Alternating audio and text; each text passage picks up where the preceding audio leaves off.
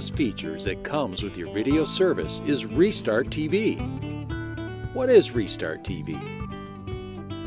Restart TV lets you go back to the beginning of a currently airing program so that you can watch it from start to finish.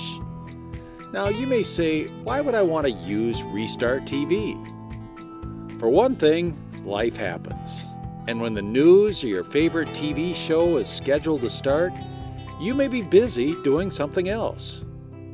Restart TV allows you to watch the entire program even if there are only a few minutes left before it ends.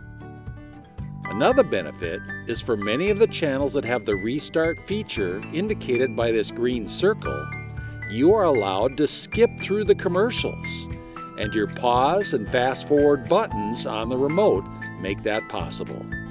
To activate Restart TV, select and start playing the channel that you want to restart. Press the right arrow on your remote to open an options window that includes Restart this program. Select that option and press OK on your Roku remote. That's it! Congratulations!